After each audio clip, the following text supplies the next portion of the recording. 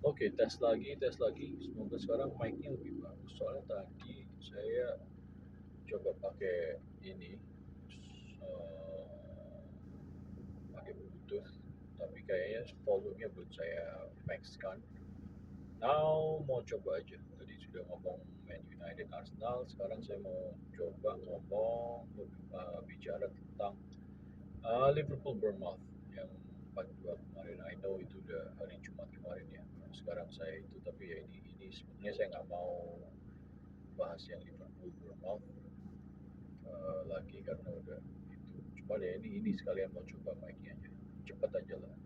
Liverpool 4 Bournemouth 2, tapi skornya itu nggak reflect the game I think, karena Bournemouth bermain sangat bagus sekali dan Liverpool kayak lawan Crystal Palace masih belum menemukan satu cohesion yang oke. Satu concern saya adalah the fullbacks, itu yang paling saya concern sekarang, Kerkes dan Frimpong. Eh, saya masih yakin Kerkes itu bakalan jadi pemain yang sangat bagus di Liverpool karena gaya main dia tuh mengingatkan saya ke Andy Robertson pas dia muda, sangat tenacious, good, very good at overlapping, tapi juga dia tuh nggak shy untuk coba tackling lah. Jadi defensively I think dia tuh bisa improve lah.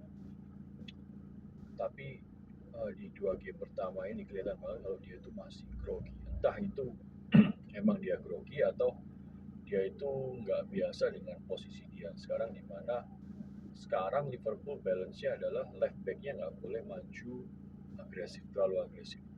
Eh, eh, Lebih nahan karena apa? Frimpong di kanan lebih disuruh untuk maju, untuk jadi semi sayap juga.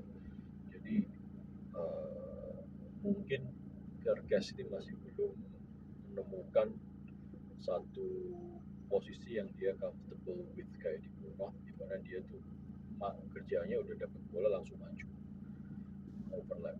Ini dia tuh harus tahu kapan mesti hold, kapan mesti overlap, kayak intinya kayak posisi formasi Liverpool setahun lalu lah, di mana Robertson juga melakukan itu.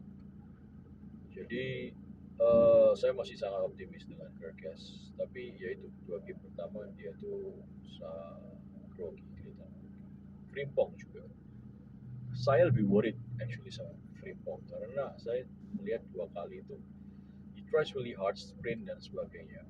Cuman beda banget dengan Frimpong yang di Leverkusen, di mana Leverkusen bermain dengan tiga back dan dua wing back, di mana Frimpong is essentially a winger, bukan back kanan, lebih kayak winger kanan. Nah ini di Liverpool, gara-gara Liverpool main 4 back, Frimpong adalah back kanan ya, although very attacking, tapi dia itu back kanan, dan disitulah saya itu takutnya itu adalah, bukannya memang Frimpong he will never be apa namanya very very good defensively karena dia attacking wingback, tapi saya tuh takutnya tuh dia tuh satu badannya kecil, eh, dua insting dia tuh sangat menyerang. Jadi saya takutnya itu ya kalau tim counter posisi area itu bahaya, itu aja. Plus Frimpongnya sendiri juga kayak belum juga menyatu benar, tapi semoga itu bisa berubah. Jadi my main concern di Liverpool sekarang itu adalah the two wing backs. Concern kedua, of course kemarin Gravenberch belum main, tapi mestinya kalau Gravenberch main lagi alongside McAllister mestinya udah oke. Jadi concern kedua itu adalah di Szoboszlai di posisi itu. Di preseason, di I think the last preseason, saya tuh suka sekali, saya pikir Soboslai itu bisa oke, since dia tuh nggak bakalan dapat number 10 roll lagi karena Wirtz ada is Wirtz, hampir nggak mungkin Wirtz itu bakalan di rotate, dia bakalan main maybe 90% of the time, kecuali mungkin kalau misalnya lagi Champions League atau apa mungkin adalah satu dua kali rotasi, tapi Wirtz kayak bakalan mainstay di tim itu, nggak bakalan ada rotasi. Dan gara-gara itu, Soboslai harus bisa adapt ke posisi number six kan, uh, untuk dapat game time. Gimana lagi dia dapat game time? Itu pun saya pikirnya oke, okay, kita punya McAllister dan kita punya um, siapa namanya, Gravenberch, itu kan dua pivot kita yang utama. Di preseason kita banyak melihat juga Curtis Jones dan Szoboszlai. Curtis Jones dari dulu saya tuh merasa dia tuh bisa main di six, walaupun defensively is not very good, tapi dia tuh punya positional sense dan gaya main dia itu naturally dia tuh suka hold the ball. Itu semestinya cocok untuk posisinya McAllister. Nah, so Bosley saya pikir bisa jadi the backup to Gravenberch, atau kalau misalnya who knows, namanya pemain bola kadang-kadang formnya bisa mereka bisa di-rotate. Jadi saya berpendapat bahwa Liverpool punya empat pemain yang good enough untuk fight untuk dua posisi itu. Cuman saya melihat Szoboszlai lawan Crystal Palace dan lawan Bournemouth, sangat worried saya. Sangat worried dengan Szoboszlai bermain di posisi itu karena kayak Bruno, dia itu sepertinya nggak punya good positional sense. Dia sering passing, dia tuh nggak bisa mikir, saya ini lagi di defensive half sendiri. Jangan passing terlalu uh, uh, terlalu mengambil resiko. Nah, Soboslai itu kayaknya dia itu mainnya itu attacking banget. Jadi kalau kalau kalau dia itu di defensive half atau defensive third, dia itu masih suka passing-passing yang cute, yang beresiko, sehingga beberapa passingnya bisa di itu dan langsung lawan tuh bisa bisa bisa counter gitu. Nah, itu yang Soboslai itu mesti belajar untuk supaya bisa control the game from the deeper position. Nah, semoga dia bisa. Cuman gara-gara kemarin saya mikir we really need Gravenberch. Kita nggak bisa super pakai Soboslai di posisi itu. Itu nomor dua. Nah, good things obviously yaitu lah Ekitike. Saya saya jadi bingung kenapa Liverpool harus dapat Isak. Kayaknya sayang. Ekitike itu dua game ini sudah membuktikan bahwa hey, dia bisa menjadi menjadi striker utama kita, di mana dia tuh komplit sekali menurut saya. Dia tuh holding ballnya bagus, one touch-nya bagus, dia bisa bantu. Dia tuh benar-benar sepertinya bisa bekerja sama dengan semua pemain di Liverpool ini. Dia sama Gakpo kayaknya sudah ada chemistry. Dia kayaknya semuanya bisa. Mungkin dia sama West pun dia juga bisa kayak main-main one touch football.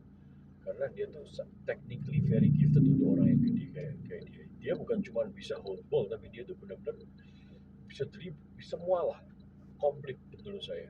Menurut saya dia benar-benar exceed ekspektasi saya pas Liverpool beli ketiga, walaupun dengan harga mahal. Saya nggak menyangka dia itu secun ini langsung di Liverpool. Jadi itu yang saya sangat suka dari Ekitike. Jadi left side Liverpool sekarang Ekitike sama Gakpo lebih unpredictable. Gakpo-nya lebih leluasa untuk cut in, Ekitike-nya juga kadang-kadang bisa posisi Gakpo switch sama Gakpo sendiri bisa di depan. Jadi Liverpool kirinya sekarang sangat dinamis. I love it. I love that. And Salah juga nggak kayak Crystal Palace. Salah juga kemarin mainnya walaupun nggak bagus-bagus juga, tapi jauh lebih bagus daripada main lawan Crystal Palace. So that's just dua gol Bournemouth itu lebih dari kesalahan kita yang give the ball away. I think satu satu pasti Szoboszlai, yang satu lagi itu indirectly juga Szoboszlai juga yang bikin Bournemouth bisa counter juga. But yang kedua lebih ke salah square ke Szoboszlai kayak jatuh gitu, tapi it's not really his fault juga, mungkin passing salah yang terlalu nggak pas atau terlalu cepat sehingga Bournemouth bisa counter, dan yang gol keduanya Bournemouth itu menurut saya bukan kesalahan dari Liverpool tapi lebih ke kehebatan dari Bournemouth sendiri. Dan this team Bournemouth itu adalah tim counter yang menurut saya sangat super efisien, apalagi dengan Semenyo. Semenyo menurut saya pemain yang sangat bagus. So ya, yeah, 4-2 good win untuk game pertama. Semoga cohesion Liverpool lebih bagus untuk game kedua. at Newcastle. Sayangnya itu hari uh, Selasa dini hari, semoga saya bisa bangun untuk melihat game minggu depan. Oke, itu aja. Semoga mic ini better than the previous video. Bye bye.